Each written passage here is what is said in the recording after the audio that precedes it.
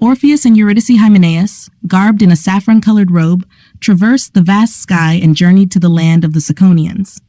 Despite Orpheus's earnest calls, his presence yielded no solace. Instead of cheerful words, joyous countenances, or auspicious signs, he brought forth only a torch that sputtered with smoke, evoking tears without flame. Yet the reality proved more grim than the omens foretold. The newlywed bride, while treading upon the grass amidst a gathering of naiads, succumbed to a serpent's venomous bite upon her ankle. Having mourned Eurydice sufficiently in the world above, Orpheus resolved to venture into the underworld. He dared to descend to the Styx through the Tanarian gate.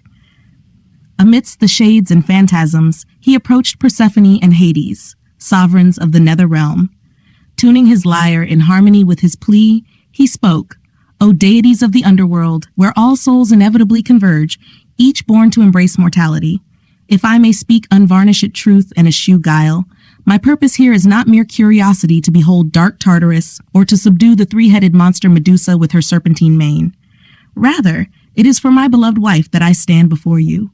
A serpent's venom claimed her, snatching her life untimely. I endeavored to bear this loss, yet love proved mightier. Love, renowned in the realm above, its presence here I cannot attest, yet I dare to believe it lingers. If the tale of your own love is veracious, then it was love that bound you together. Through these dread domains, amidst vast chaos and the hush of boundless realms, I beseech you to rethread the life's filament of Eurydice. We all belong to you, and after a brief sojourn above, we hasten to one common abode. This final resting place is under your enduring sovereignty over humanity. In due course, Eurydice will come under your dominion when her allotted years are fulfilled. I implore you, grant me her life. Should the fates withhold this boon, I shall not return. May our deaths bring triumph." As Orpheus uttered these words and plucked his lyre, tears flowed from the spirits. Tantalus ceased reaching for the elusive water. Ixion's wheel paused in astonishment. The birds refrained from pecking at Tityus's liver, the daughters of Belus paused their urns, and Sisyphus rested on his stone. Even the Furies, for the first time, shed tears. Hades and Persephone, unable to deny his plea, summoned Eurydice. Slowly she approached among the newly arrived shades, hindered by her wound. Orpheus received her under the condition that he must not look back until they had departed the underworld, lest he lose her again. Ascending the path in profound silence, steep, dark, and somber, they neared the upper world. Yet fearing she might falter and eager to behold her, he turned his gaze. Instantly she slipped away. Though she reached out her arms in a futile attempt to grasp him, she only clutched at empty air. Departing once more, she harbored no blame for her husband. Why should she lament being loved? In a final farewell, scarcely heard by Orpheus, she was taken back. Orpheus was struck by her second demise, akin to one trembling at the sight of Cerberus's 3 heads, or like Olenus, who bore another's guilt and was petrified alongside Lethea, or like those on Ida. Despite pleading with the ferryman to cross the river again, he was rebuffed. For 7 days, he sat by the banks, consumed by grief and tears, cursing the gods of the underworld before returning to Rhodope and Haemus. 3 years elapsed, during which Orpheus shunned women, perhaps due to his misfortune or a vow.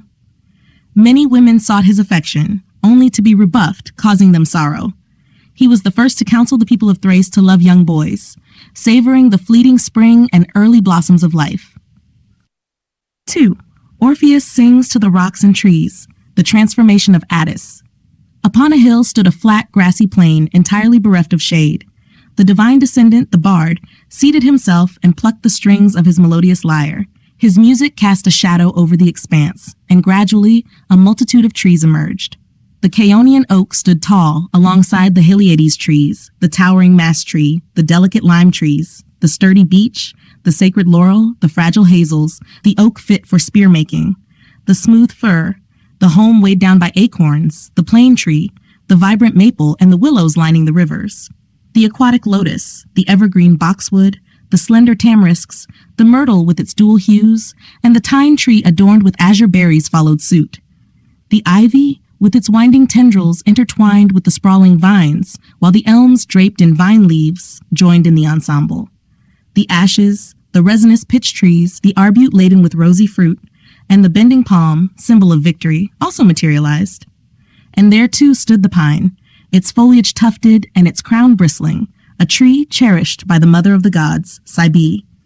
It was beneath this tree that Cybele's beloved Attis relinquished his mortal form, transmuting into a pine tree. Cyparissus. Amidst the throng stood the cypress tree, conically shaped, once a youth beloved by the god who tunes the lyre and wields the bow. Nearby, a majestic stag, revered by the nymphs of the Carthian fields, cast shade with his expansive antlers. Adorned with gold and gems, a necklace hung from his neck, while a silver orb graced his forehead and brass pendants adorned his ears. Fearless and affable, he would visit homes, allowing strangers to caress his neck. But it was Cyparissus, the fairest among the people of Sia, who cherished him above all. Cyparissus would lead the stag to verdant pastures and babbling streams, sometimes adorning his antlers with vibrant flowers, or riding him like a steed, guiding him with a purple bridle. One scorching summer day, as the sun blazed and the crab constellation hung high in the heavens, the weary stag sought respite beneath a tree's shade. In a moment of inadvertence, Cyparissus inadvertently pierced him with a sharp javelin. Witnessing the stag's agonizing demise, Cyparissus resolved to join him in death. Despite Phoebus's attempts to assuage his grief, urging moderation, Cyparissus remained steadfast in his mourning. As a final entreaty, he beseeched the gods to permit him eternal lamentation. As his tears flowed ceaselessly, his blood transformed into verdant hues, his limbs metamorphosed into a bush, and his once flowing locks grew coarse. With a rigid form, he pointed skyward toward the starry expanse. Phoebus grieved deeply, declaring, "You shall be mourned by me, and in turn you shall mourn for others, eternally comforting those who grieve for the departed." For Zeus and Ganymede. Surrounded by a verdant grove, the bard sat amidst a congregation of untamed beasts and a multitude of birds. Plucking the strings of his lyre and finding them to resonate in harmonious accord, he commenced his song. "Let me commence, O Muse, with Zeus as my theme, for all things bend to the sway of Zeus. I have erstwhile sung of Zeus's might in loftier verses, recounting the giants and the thunderbolts that subdued the Phlegrean plains. Now let us weave a softer strain, celebrating youths beloved by celestial deities and maidens ensnared by forbidden longings, deserving retribution for their audacity." The sovereign of the heavens, Zeus, once smitten with love, beheld Ganymede, yearning to assume a guise other than his own. Yet instead of assuming the form of any bird, he chose that which bore his thunderbolts. Swiftly he spirited Ganymede away from Troy, where the youth yet served Zeus, pouring ambrosia and serving nectar, much to Hera's chagrin.